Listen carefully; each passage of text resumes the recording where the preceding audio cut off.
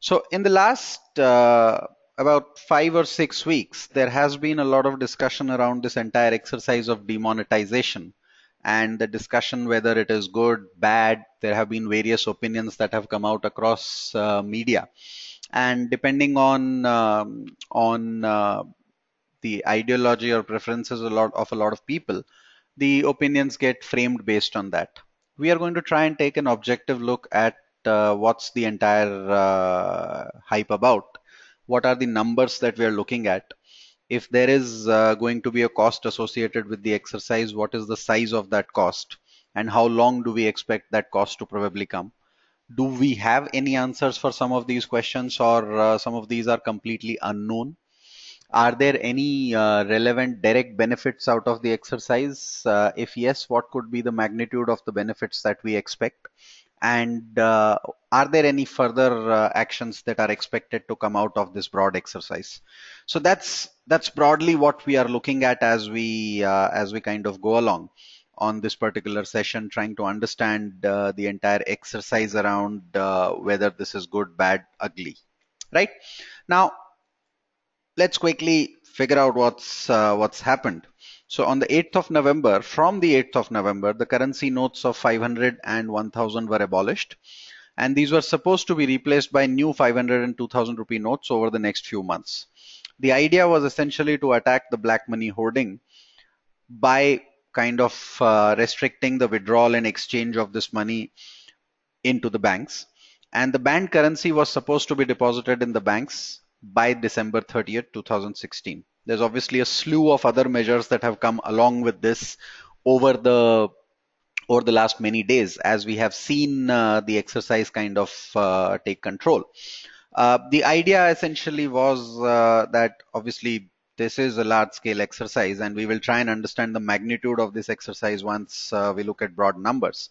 So we start with trying to identify what is the size and scale of this operation.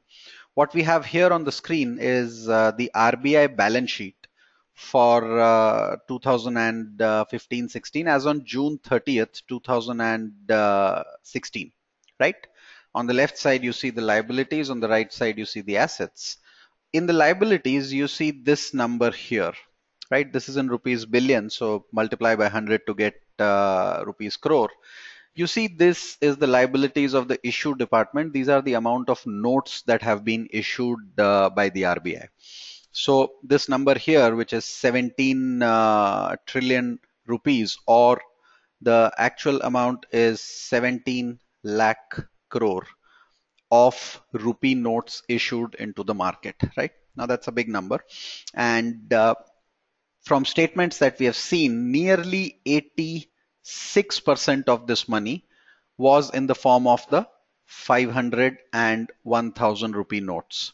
So that was 86%, which will approximately work out to somewhere around approximately about 15 lakh crore, right? So in one fell swoop, you basically took out about 15 lakh crore worth of currency from the market. 17 lakh crore was the total liability, 15 lakh crore went out, right? Now, what was the logic? The initial expectations of the government was that out of this 15 lakh crore, a lot of the money was basically lying dormant. What do we mean by dormant? It was being hoarded. It was being hoarded by black money hoarders, and that money would have basically been in the rooms, homes, cupboards, mattresses of all the black money hoarders, right? Now, once you have this money with the black money hoarders, you would basically not be able to circulate that money in the economy. So practically, that money is not really useful from the perspective of how the black money is to be how that money needs to circulate in the economy, and how does that basically get addressed when we look at the economic growth. Now, no one really knows the size of the black economy, and no one really knows how much of that is cash. The initial expectations of the government, and we're using the term expectations because no one really knows about the size, was that out of the 15 lakh crore, only about 10 to 11 lakh crore would return, would get deposited. What does this mean? This basically means that people who are hoarding the black money would not really bring that money into the banking system, and hence roughly about 4 lakh crore will not come in. So this basically is going to get written off. What do we mean by 4 lakh crore getting written off? That's basically a liability for the RBI. It's like RBI has taken a loan and this 4 lakh crore gets extinguished, it gets written off. Once it gets written off, it is not going to come back into the system, which means the liability side can go down by 4 lakh crore out of the 17 lakh crore, or out of the total size of 32 lakh crore that you see the overall balance sheet liability side, right? Now, there isn't clarity in terms of how can you look at this in terms of how does this go out, because the RBI rules do not allow for this to be given out as a profit. Technically, if you are writing off a loan of 4 lakh crore, you are going to end up with a profit of 4 lakh crore, right? So I took a loan, I don't have to repay it now, right? So that money is available with me. I can use it in my balance sheet on the asset side. Probably that asset side could be in the form of cash, or it could be in the form of investments, or it could be in the form of any kind of loans and advances that the government, that the RBI has given to the government, etc. So essentially, all these assets that are available, to that extent, that money is available with the RBI now. They don't need that money to be repaid, correct? So there are 2 or 3 possibilities. One possibility is that whatever is the entire benefit, which is 4 lakh crore, 4 lakh crore would be approximately equal to USD 60 billion, $60 billion of money could be either given out as a profit to the government. That's RBI's profit. So you could directly give that out as a dividend to the government, special dividend in that year. There isn't 100% clarity whether that could be done, because as per the RBI Act, it is not directly allowed to give special dividends to the government. The other thing that could be done is all this liability of 4 lakh crore was basically pointing to the public, right? So 4 lakh crore was pointing to the public. Now public does not need this money because they have anyway not deposited. That was the initial expectation, remember? So all that the government RBI had to do was direct it towards the government. So they could issue more loans to the government, and the government could get this money practically without any new printing in the economy, technically, right? So that was the broad idea. Now that idea didn't go as per plan, because as of now, what estimates we have, already about 12.5 to 13 lakh crore is into the system, which basically means the initial estimate that the government had of about 10 to 11 lakh crore, that's already gone for a toss, right? So we already have 13 lakh crore into the banking system. By the end of it, it's likely that we will end up with maybe about 14 lakh crore or so. They are putting restrictions every day. So recent restrictions have come that if you are depositing any money above 5,000 rupees, you have to do that in one shot, right? So practically speaking, we can expect that probably 14 lakh crore or thereabouts will get deposited out of the 15 lakh crore that got extinguished. So what you are saying is that what did not come in is 1 lakh crore, and that's going to get written off, right? This 1 lakh crore is going to be $15 billion. Now that's the immediate benefit. Obviously, you have deposited 14 lakh crore into the banking system. The income tax department can go and check whether these are legitimate deposits or whether there is a tax liability on a lot of these deposits that come out, right? But there is an exercise associated with it now, which is that you have to carry out surveys of these accounts, and you have to go behind anyone who has basically practically kept this money in an unaccounted form. It's unlikely that the initial estimate of it getting written off automatically is going to be of any use at this point of time, right? So now you have to go behind people who have deposited this money and try and prove that this is not legitimate money in order to get the complete initial expected benefit out of the demonetization exercise. Fair enough. So that's the initial outlay of what we see in terms of RBI's balance sheet. What was the idea? What was the expectation? And how has it played out so far? Now let's look at the broad criticism. We're going to divide this into two parts. We're going to first look at the negatives or criticism and try and identify whether some of the criticism is valid and what is the data surrounding that criticism. And then we will try and look at what is the positives being touted out and if those are valid and some of the data around those positives, right? The first and primary criticism that came out was that the government was not prepared and the country was not prepared for a move of this scale. The second criticism is that slowdown that you see in growth will probably not be worth the gains. So you will see significant slowdown because you have pulled out a lot of cash, and so the economy will slow down dramatically. When that slowdown happens, then is it worth the benefit that you're going to get? The third criticism is there isn't too much black money in the form of cash. So even if you do this entire exercise, it's not really going to take out black money. The initial estimate that has come, which is out of 15 lakh crore, 14 lakh crore will come back into the banking system, seems to support this theory, right? We are not sure as yet whether this is correct or not, but it initially seems to support this theory. And then obviously there is a humanitarian cost where a lot of people are suffering in general to access their own money, right? So those are the four broad criticisms that you see. Let's look at each one of them objectively and see if there is data. So the first one, which is lack of readiness of the entire exercise. Now, from a lot of statistics that we see, the amount of cash that is there in India and the amount of digital transactions that happen in India do not point to a direct readiness of the economy or people in general. The ratio of money held in bills and coins to the amount held in demand deposit and savings accounts was 51%. If you compare that to some of the other emerging economies, Egypt, South Africa, Mexico, this number is significantly higher. Secondly, the value of notes and coins in circulation to the GDP of India was 12%, right? Which is significantly higher once again when you compare it to Brazil, Mexico, South Africa, right? So about 4 times or 3 times of these countries is the amount of currency and notes in circulation, right? If you look at the data in terms of the banking setup, 35% above the age of 15% have used a bank account. Less than 10% have used any kind of non-cash payment instrument, things like checks, credit cards, etc. Less than 3% of the value transacted used cards in the year ending 2014 March, right?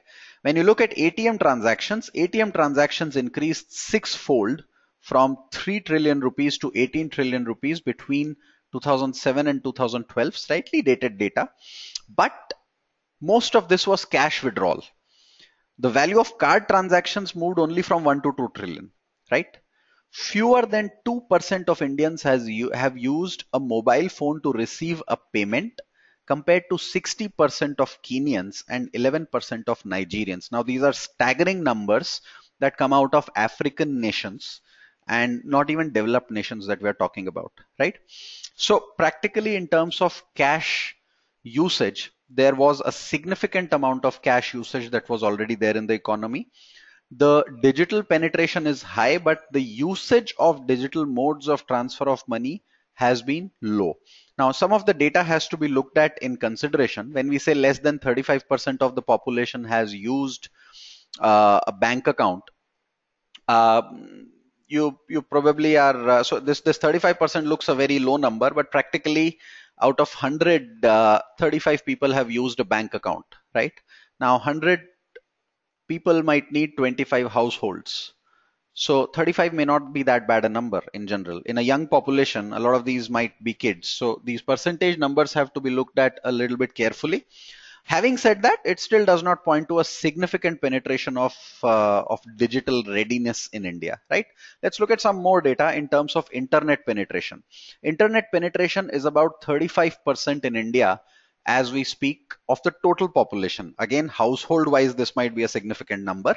Having said that, the problem with internet penetration in India is while a lot of people have mobile phones, nearly 70%, 75% people have mobile phones, the internet usage over mobile phones is primarily for social media, right? So people use it for Facebook, Twitter, WhatsApp, but they do not use it for digital transactions. Very few people actually use it for digital transactions, right? In any case, the penetration is significantly lower. Even assuming that one third population is not a bad number, because household wise that's fine, connections are patchy and unreliable, and there is great disparity in connectivity in cities could be remarkably good, but in rural India that may not be great. 70% of those with mobile internet access are in cities. The remaining 30% come from rural India. And interestingly, in the social fabric of India, where women are primarily responsible for household purchases, especially in rural India, only 17% of Indian women use the internet. So clearly, in terms of the readiness of people, in terms of literacy of people using internet over mobile phones to affect a digital transaction or a cash transaction, that was minuscule before the event started. Now, we could argue that possibly uh, a shakeup of this kind is needed in order to get people move big time about towards digital transactions, which is fine. As an argument, that is fine, that unless you cut off one route, it is going to be difficult for people to use. But there is a problem in terms of unreliability of internet connectivity, which has not been addressed clearly in India. I don't think any one of us can clearly say that there is 100% a good network availability on any network of mobile providers at any point of time. There is a secondary issue which comes up from time to time, is the government actually cutting off internet services in a lot of areas in terms of law and order problem at times. So how do digital transactions take place at that point of time? And the biggest problem is in terms of digital literacy, and literacy not in terms of how to use it, but in terms of the security of these transactions. What happens if a phone gets stolen and people are not really aware of what can go wrong with a UPI or a Paytm kind of a tool on a phone that is unlocked and gets stolen, right? These these literacy initiatives have clearly not been all around us, especially for the feet on the street kind of people at this point of time. So there is clear lack of readiness.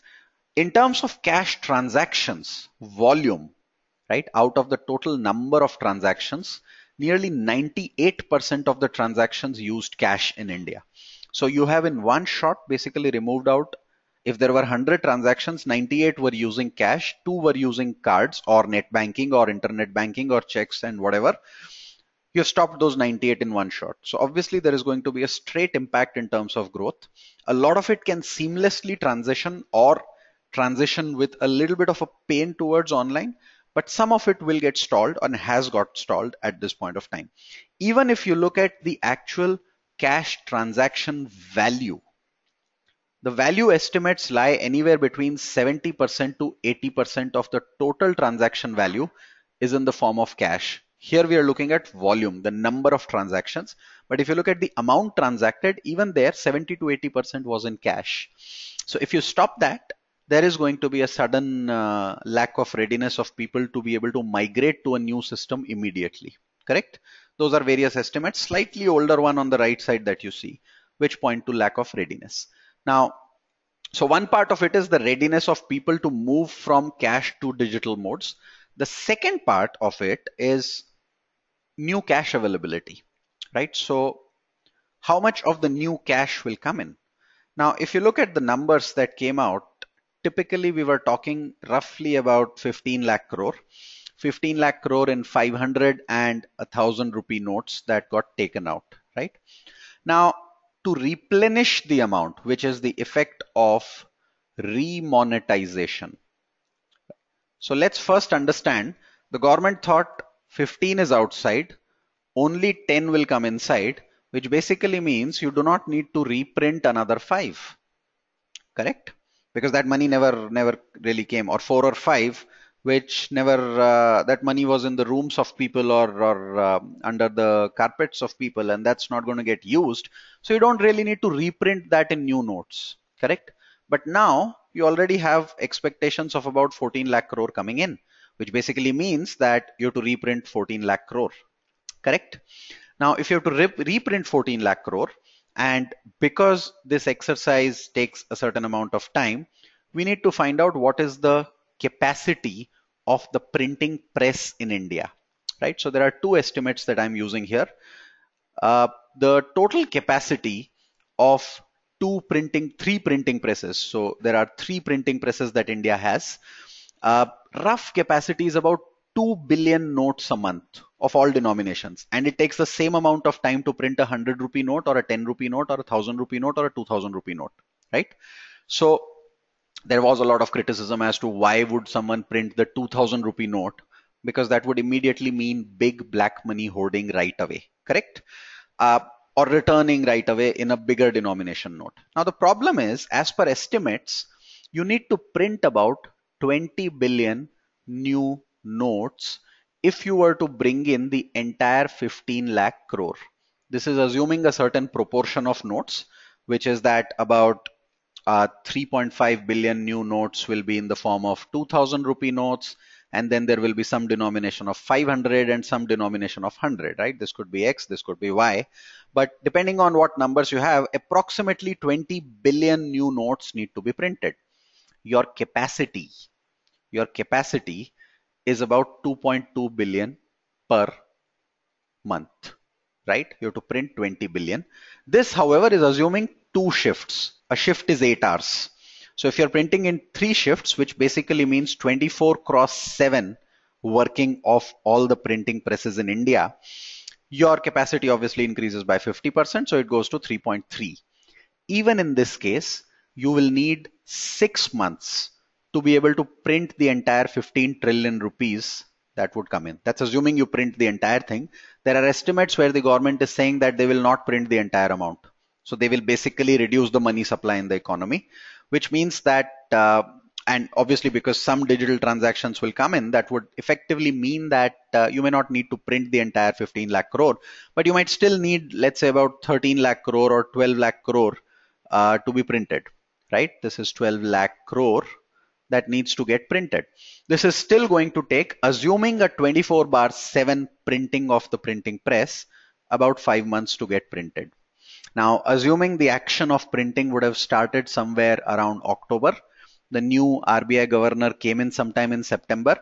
You couldn't have printed it significantly earlier because there was going to be a surprise element in this entire exercise. So you started printing somewhere in October. They are claiming that by December, they would have pumped in out of this amount roughly about 7 lakh crore. But that's going to be primarily in terms of this denomination. So 3.5 billion into 2000 rupee notes is going to be 7 lakh crore. The reason they went to print the 2000 rupee note, and this is important, the reason they went to print the 2000 rupee note was to replenish the money taken out fast, right? You took out 15 lakh crore. Now the fastest you can print is you can print as many 2000 rupee notes as possible and at least get that into circulation. What they didn't realize probably was that it is not going to become liquid, because people don't have the change to repay when someone gives them 2000 rupee notes. So basically you printed a lot of 2000 rupee notes, but they're not really circulating as fast as you would want them to circulate in the economy. From all practical estimates, it is looking like 5 to 7 months is easily the time frame in which the rest of the currency will come back into the print. Which means if you want to go back to a similar level of activity where people have enough amount of cash and the choice of using digital transactions as well, you're looking at least a 5-month window from November beginning, which takes us straight away to March without any assumptions, and assuming a 3 shift printing of all the printing presses in the country. That's possibly not going to happen.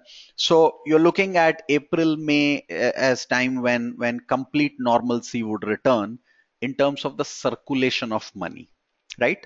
However, given that a lot of the people have already gone towards digital transactions, it's possible that a semblance of normalcy returns by the time you reach Jan-Feb, because a large chunk of the printing would be in the market. So it's not like no cash is available.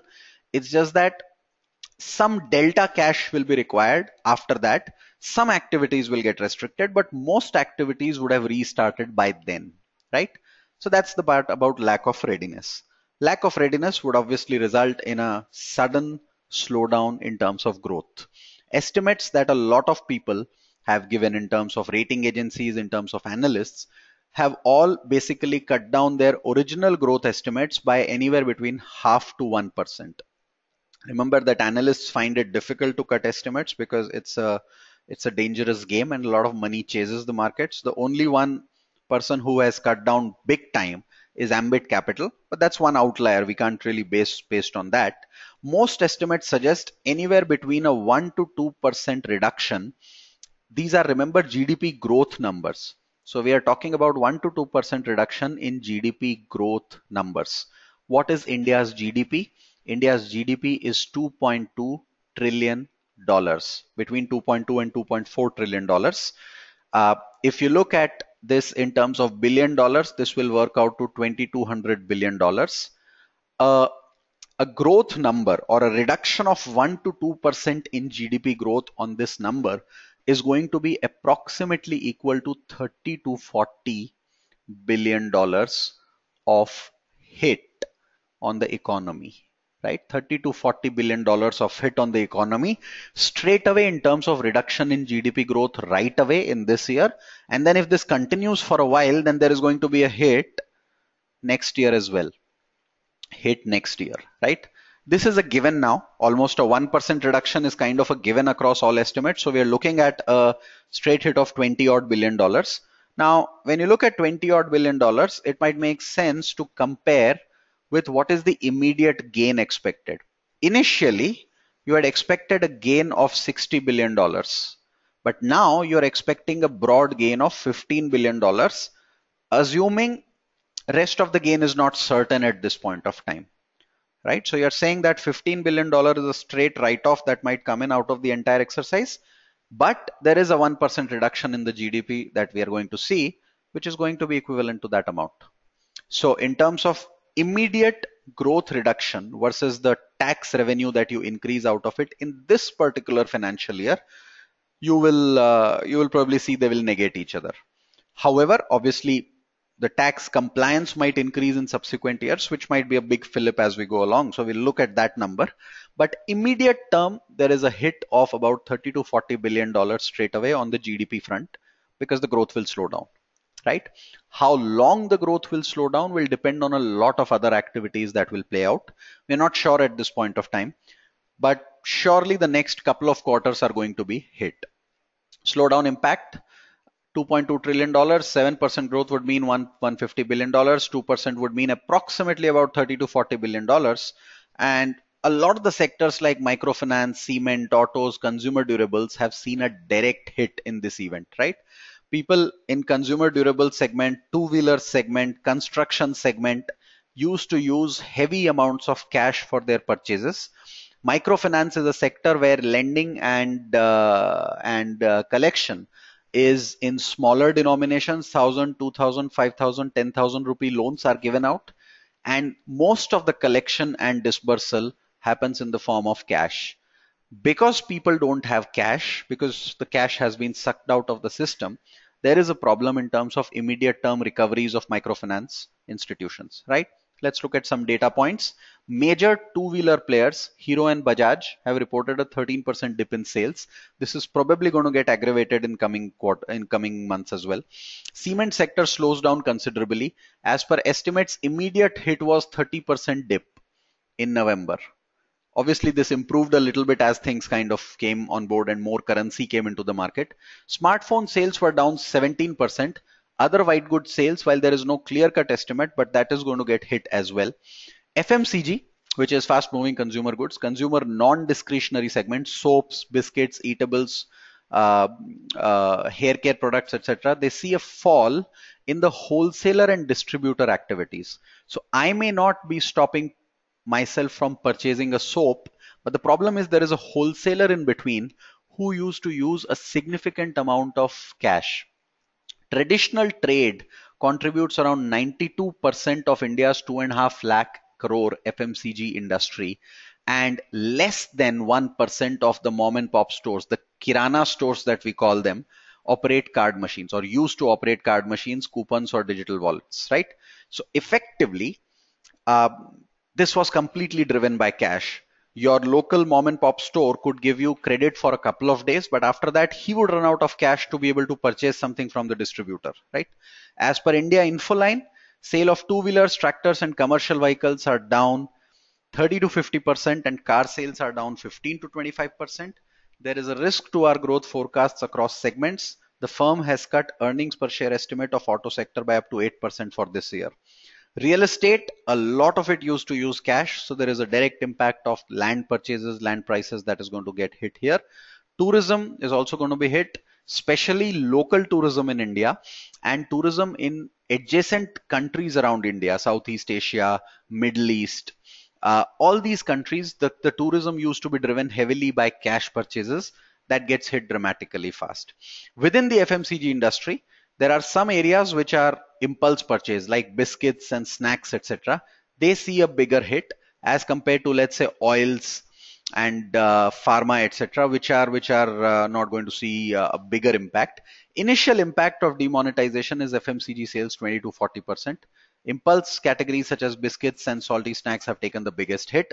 We had a good sowing season, we had a good monsoon, there was rise in the water table, but there was a sudden issue in terms of the entire wholesale market going into a tailspin. It's a low margin market where 95% of the transactions are accounted for by cash. Similarly, cash on delivery and cash on delivery of Ola, Uber, and Amazon Flipkart basically got hit. Hyperlocal grocery improved, obviously, because all your big basket, etc., kind of players started making money if people did not have cash at that point of time. So that was the slowdown. There is more evidence of the slowdown in terms of advanced tax numbers that we see, right? We had the advanced tax numbers of December 15th coming out. And what we see there is confirming our fears about certain sectors.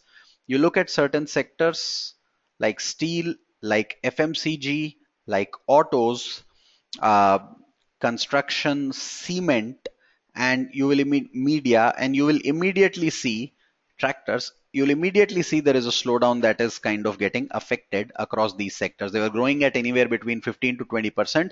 That's not going to happen in a lot of these sectors this year, right? And that is the first sign of a clear indication that there is an objective slowdown that's happening. It is evident in the numbers that companies are posting in terms of advanced tax numbers. Advanced tax numbers are directly driven by what estimates of sales and profitability you have during the year, and it seems that companies have clearly outlined that number, and that's gone down in this year, right? We see a lot of other areas where microfinance institutions like Bandhan, which became a bank last year, still disburses 100 to 125 crore daily in unorganized sector. Such loans still account for 90% of the assets, and they are largely in cash. You look at other microfinance institutions like Village Financial Services, loan repayment has fallen to 60-70% of the dues, right? Because practically, you are going to be disbursing loans worth around 150 crore a month. Arohan Financial Services kind of a player receives 4 to 5 crore daily repayments, almost entirely in cash. So if people don't have cash, you don't get your disbursals and you don't get your repayments, right? You look at some of the other data points that come out. Farmers have been hit big time. Small businesses have been hit big time because of the unorganized sector that comes to a complete halt. It includes about 230 billion in crop loans that exist, rupees 230 billion. Another microfinance institutions, Vandana Foundation, says that they're encountering difficulties in collecting payments from borrowers, which will have a knock-on effect on how much they can lend. They get their payments and they disburse the same amount out, right? So we can't go on lending and suffer losses, and we can't force people to pay back when they don't have money to buy food. How will they pay us, basically? So in the rural economy, there is obviously a little bit of a hit that is happening in the short run. In the medium to long run, obviously, once the currency comes back into circulation, then hopefully things should get normalized. But the challenge is with a lending system, a 2 to 3 month lag could create a little bit of a problem in the economy as we see. So microfinance is being hit hard, right? The third criticism that we have seen is the humanitarian cost, and there is no real rebuttal of this criticism because there is obviously uh, in an objective term, there is an issue in terms of people having to look at the suffering of standing in lines or queues to take out their own money. In a lot of the cases, there have been unfortunate loss of lives as well, and there is no denying that fact that a lot of hardship has been suffered by a lot of people given the entire exercise. So that's one part of the idea. The second part is the entire loss of productivity of the country in terms of people standing in these queues hours after hours, days after days, and that's going to have a hit directly in terms of your GDP numbers once again, right? So those are the two issues in terms of the humanitarian cost. One caveat that we do need to look at when we look at media reports of people losing their lives out of this, while every life is important, and we can't really deny the fact that people have suffered hardships. The fact that this exercise was trying to target a lot of low level and mid level corruption in India, right? So we cannot have a complete view on the humanitarian cost unless we also bring in an understanding on, let's say this succeeds in eliminating about 15-20% of the low and mid level corruption. Does that save lives on that account? In India, we see a lot of people, giving up their lives or losing lives because of corruption as well. Can this eliminate that? Whether we like it or not, unfortunately or not, the problem is we can't have a definitive number there, and so we can't really discuss. And as I said, that discussion is not a very very valid discussion, because when we are talking about lives, every life is important, and unfortunately there has been a humanitarian cost of the exercise. The fourth criticism that we have heard is what was suggested by the fact that 14 lakh crore came back into the banking system, which is that there isn't enough black money in the cash in the first place. Most of the black money is in the form of either gold or real estate, or is outside the country. It's not even in India at this point of time. So how will you actually tackle it? And there are some reports that suggest only 6% of the black money is in cash, which is basically saying that I'm dividing by the cash by the black money, and I'm getting a number of 6%. Now, this is a slightly spurious argument, at least in our opinion, purely because when there is no estimate of what is the denominator in this equation, no one really knows what is the size of black money. How do you get this number of 6%? So how did this number 6% come? This number 6% came from a sample size of income tax raids in the last 2-3 years. So they kind of found 7,700 crore worth of ill-gotten assets.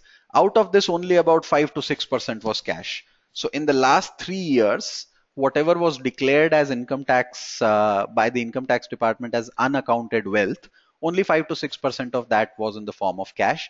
Rest was invested in business, stocks, real estate, Benami bank accounts. That's what the data shows. What do we mean by Benami bank accounts? Bank accounts opened in the name of someone else without the knowledge of that person, right? We keep seeing these cases coming out.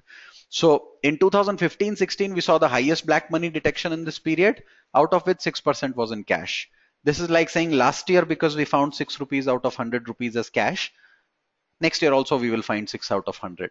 That's not a very valid argument. That's one point. It might have some degree of relevance, but it is not a very clear way to use a small sample size in history to suggest that the entire population has the same distribution.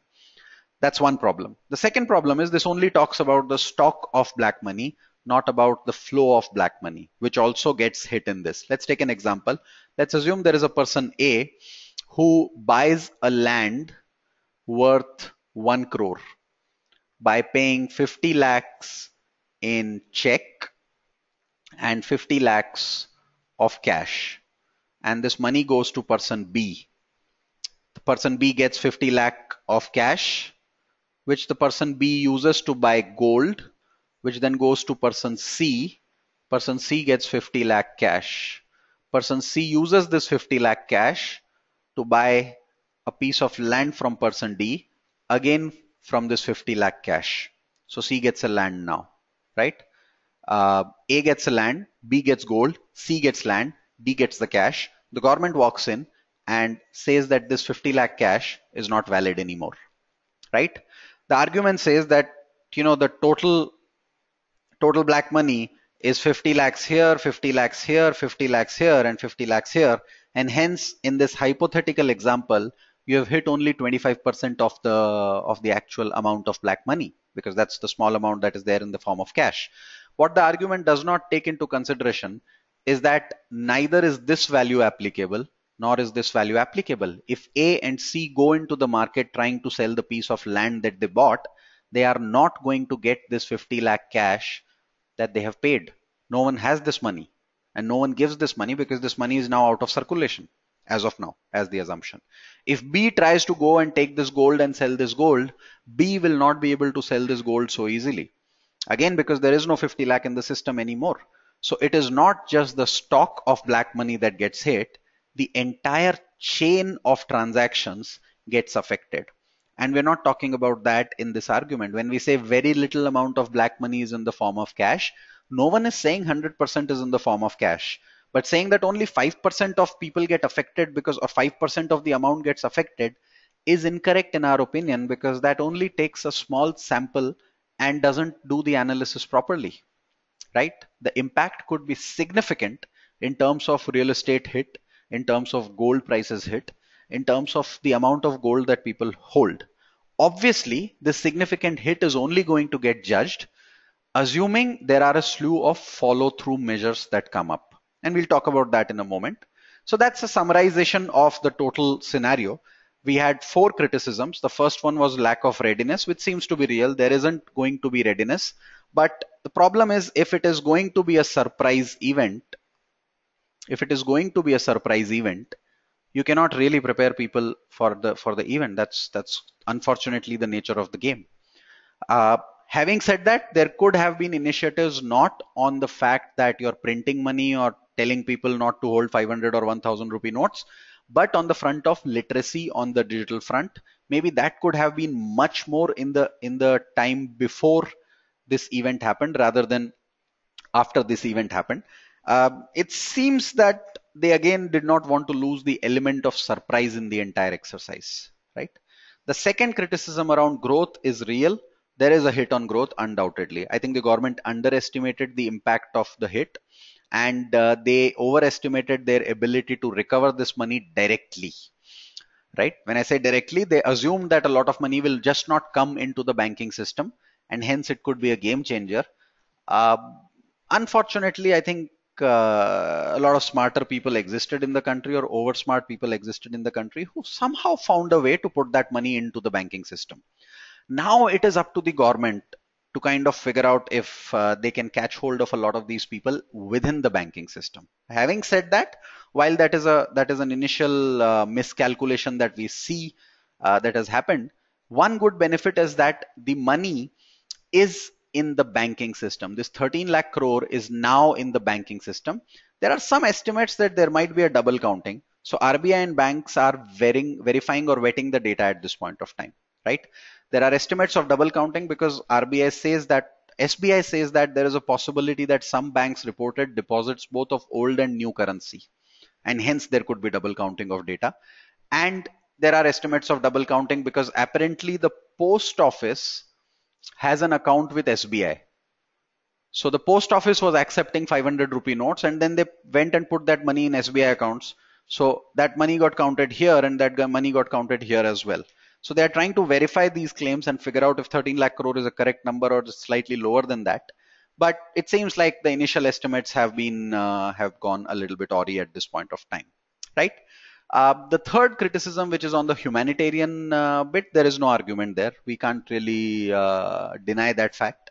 And unfortunately, there has been a reasonable amount of hardship that people have suffered. Unfortunately, a lot of people have lost their lives being in the middle of this storm. And the faster the government can try and alleviate that situation, the better it is going to be. So they need to really get their act together in terms of execution around this, and improve the execution around that. Right now, and the fourth argument was in terms of only a little bit of the currency getting hit. I just used a hypothetical example to show that the total amount of black money creation here was 50 lakhs plus 50 lakhs plus 50 lakhs of land plus 50 lakhs of the initial cash amount. The government or the criticism claims that only this has been hit, which is 25% of the hypothetical amount we are saying. My argument is that a lot of this chain also gets affected. People are not going to get 50 lakh in cash for the land that they're going to sell.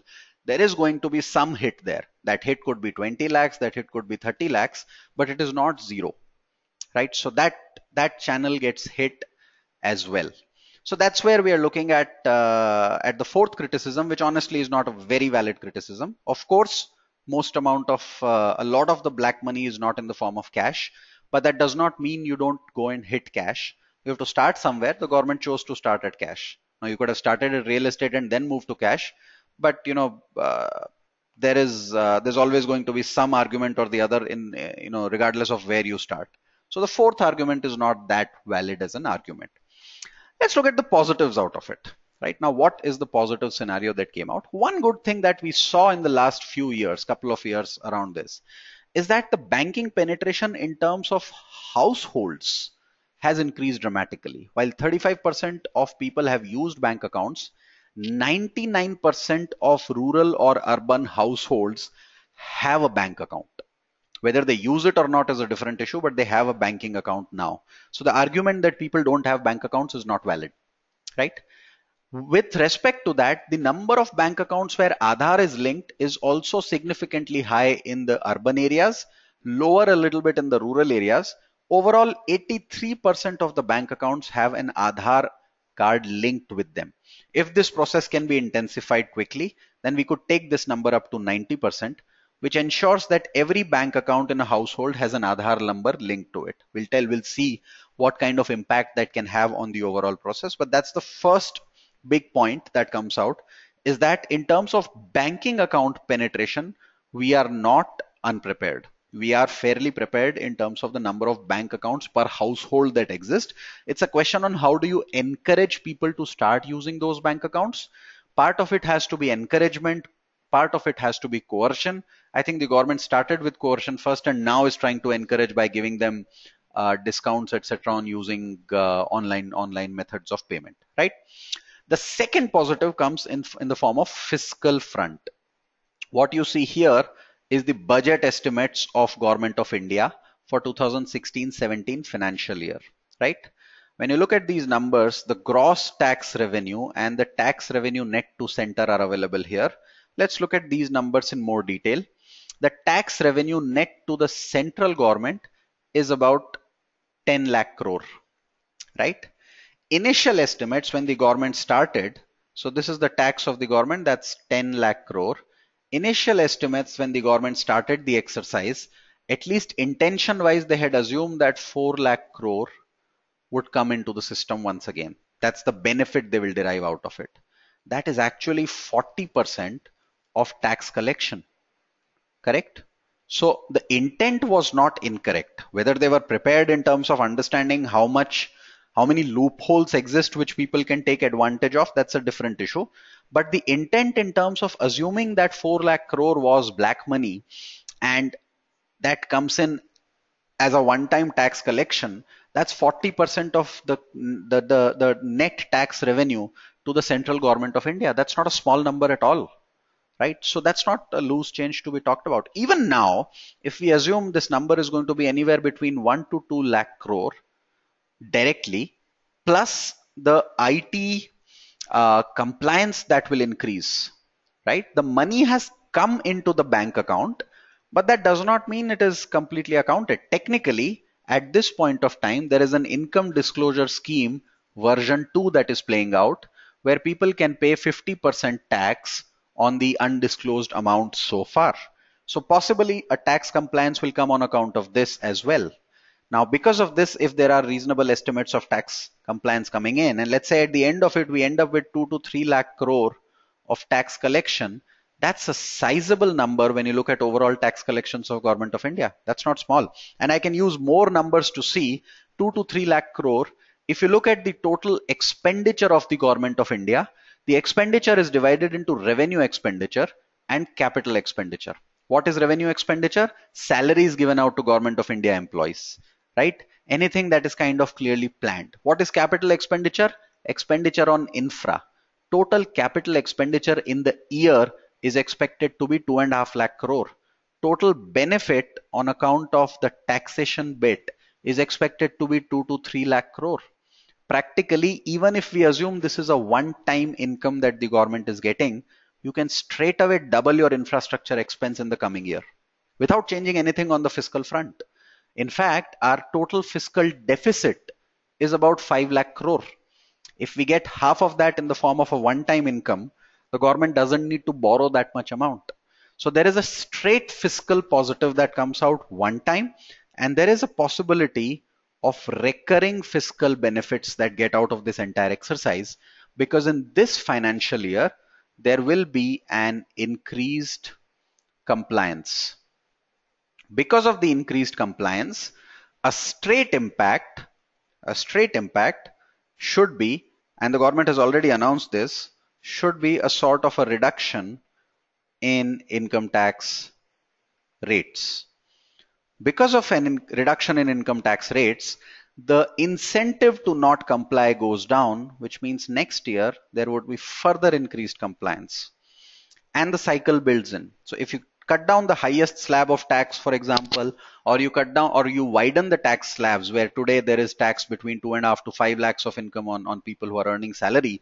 If the government just removes that initial slab, says no income tax till, let's say, 8 lakhs of income, that's going to be a huge amount of benefit, which will result in increased compliance today, and which will result in higher tax collection at a later point of time in the future, which will also result in people having more disposable income in the immediate front, right?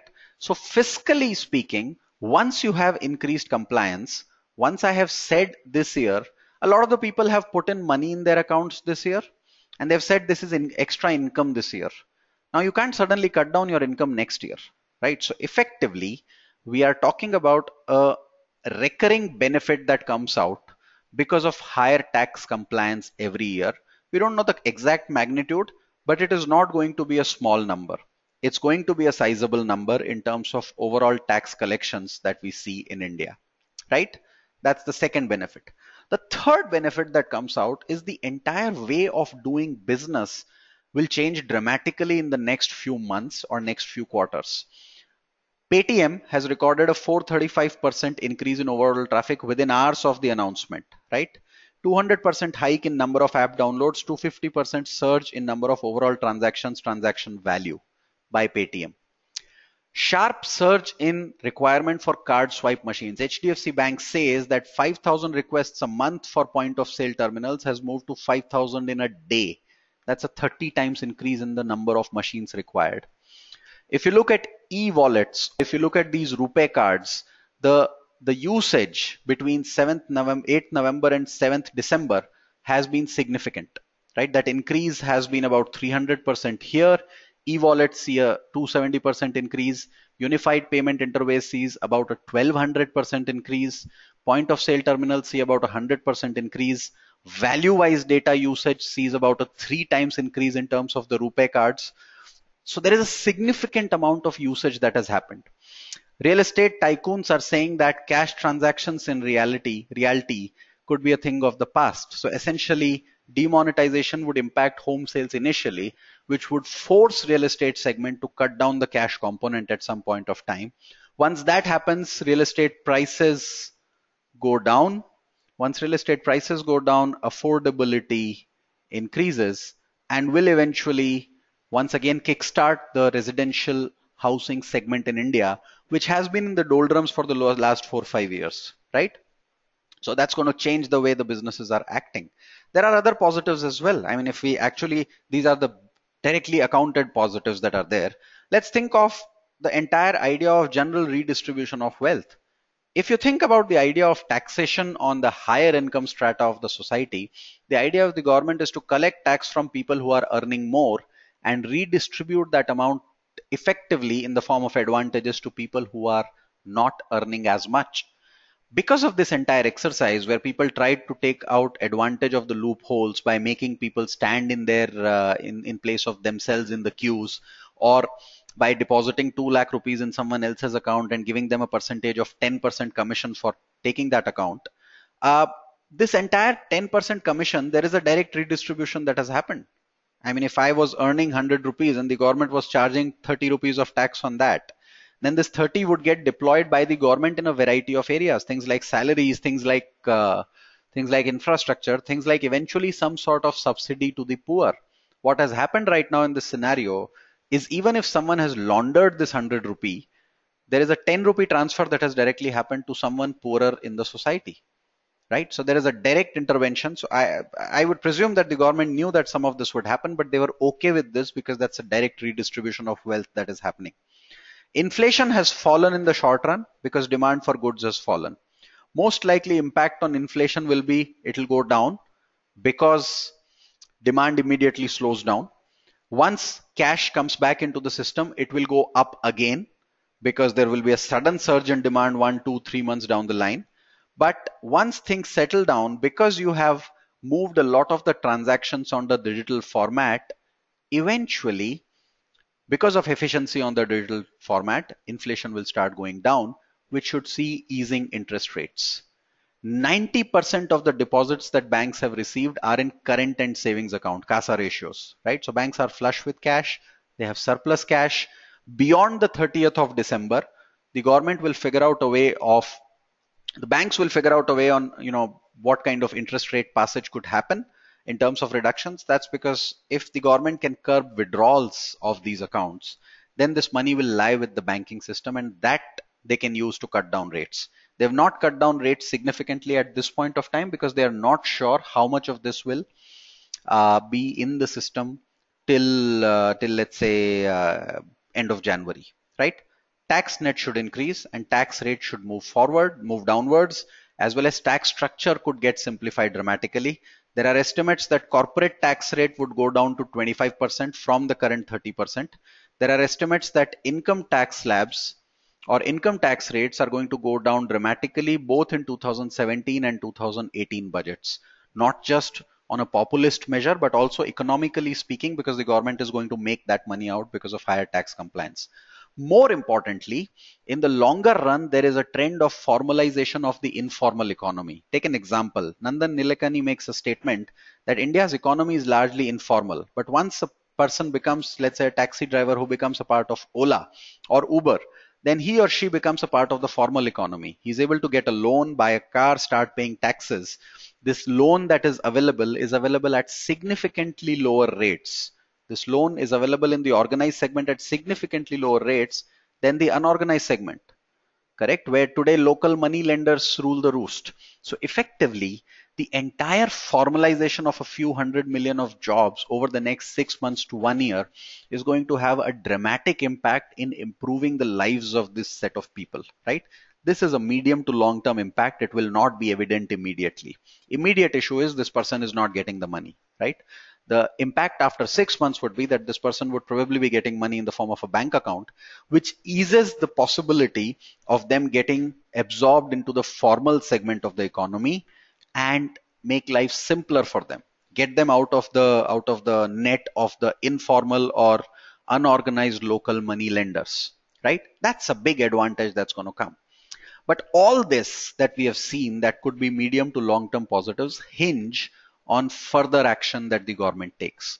And in our opinion, some of these further actions are going to come starting 30th of December, right? So the first action that we assume should come in is we already have cash transaction limits. This will go down significantly. So if you transact in cash at a number probably as low as 20,000 or something more than that, you have to quote your PAN number or you have to quote your Aadhaar number in case people don't have PAN, right? Cash holding limits per household will come into the picture. So as a family, you will not be able to hold, let's say, more than 5 lakh rupees of cash. If you cannot hold more than 5 lakh rupees of cash, you have effectively curbed the withdrawal of that money, right? 5 lakh is just a hypothetical number I'm using, but if they on the 1st of January they come and say that legally you cannot hold more than 5 lakh rupees of cash per household, and if you think logically about it, you don't need more than 5 lakh of direct cash for any emergency need or something. Beyond that, everything else is available online. You could use online models. So practically, one, they could curb the withdrawal and ensure that the money that has now come into the banking system stays in the banking system by putting this kind of a curb. Two, they can ensure that tomorrow, 1 year down the line, they can again demonetize and say the 2000 rupee note is no longer valid. Why is that not going to be a problem? Is because now only 5 lakhs can be deposited, and they can say that up to 5 lakhs you can deposit any time in the next 1 year, right? So that's the first thing that will come in. There is going to be action in the real estate segment. Digitization of records will be important. They will link the properties with the PAN numbers or Aadhaar numbers. Today, people have gone and bought properties in the name of their drivers, cooks, etc. The poor driver doesn't know it. Even if the driver knows about it, they can't report because they are afraid of the person. If you start linking each property with a particular PAN number or an Aadhaar number, you will immediately see that there is a discrepancy in the known sources of income of the person and the amount of land that they hold. And you can then go behind this particular piece of land. Because this land is not of the driver, he shouldn't be too bothered about it being confiscated away. Correct? So practically speaking, digitization will be a big step in this entire scenario. You can also increase the guidelines rate. Today, land prices in the market are significantly higher than the price that is being there for the stamp duty, and people quote that at a lower price because they don't want to pay stamp duty. So either you cut the stamp duty rate or you increase the guideline rate so that people have no incentive to evade it, right? The third thing that we believe will come will be a gold disclosure scheme with probably a penalty clause on undisclosed gold held. Now, this we are not really clear because gold is a touchy issue in India and which involves a lot of households. So there may not be a hefty penalty right away, but they will surely say that please disclose the gold that you have, and any undisclosed gold will have a criminality attached to it. So far, the problem is if there is unaccounted income that comes, I pay a penalty. People probably don't fear penalty, right? But if you put a jail term associated with it, there is going to be a problem around that, right? And the final point that will, so I think gold is going to definitely come under some sort of a net in the next few months, either in terms of disclosure and so on and so forth. Even if you disclose the amount of gold that is there, at least you know what are the target segments in subsequent years where you can go and find out if there is unaccounted income that is available, right? And finally, usage of analytics to track data for the income tax department. We feel that most government departments are actually departments where work is bureaucratic, but there is a lot of big data and analytics that has started coming into play at this point of time. If you do a simple Google search of analytics, income tax department, track data, you will find instances of how the income tax department is trying to identify discrepancies in what people are reporting as their income and what they are actually spending. Data could be as simple as you stay in a particular locality, what is the average income tax return of people filed in that locality, and what is the income tax return you are filing. You stay in an upmarket locality, but you file a return which is 1/10 of the average return filed by people there. That's a lead for you. You can start working on that lead right away, right? So once you have technology coming into play, that could be a significant benefit that could come out of the entire exercise. And so that's where we are. That's where we kind of come and summarize this. It appears that in the long run, this move has potential to be a serious step in a series of steps around reform, in a series of reforms, assuming that this is followed by the further steps as discussed. If you do not take the further steps, then this is an entire wasteful exercise. Things will go back to the same scenario. And the next time you try it, it's going to have a similar bad impact. Short-term pain exists, and we do not know how clearly or what the timelines would be. Most estimates do point a 1 to 2 quarter kind of slower growth. However, post that, with GST also coming into impact, India should see a much cleaner tax structure, much larger compliance, higher tax revenues, the benefit of which should get passed on. So near-term pain undeniably is a problem. The government does need to increase significant amount of investment and effort in the form of propagating digital literacy, because that's going to be a big problem otherwise. If they don't do that, that's going to create a bigger problem at some point of time in the near to later future. Having said that, the reason that people are moving towards cashless scenario, people are moving the way they were doing businesses in the medium to longer run, which is 6 months to 12 months, 24 months kind of a scenario, this could have a potentially significant impact, provided the government follows it up with a series of further steps. So far, the intent seems to be that, right? So that's it from us in terms of this entire discussion that we had. That's where we end this particular session.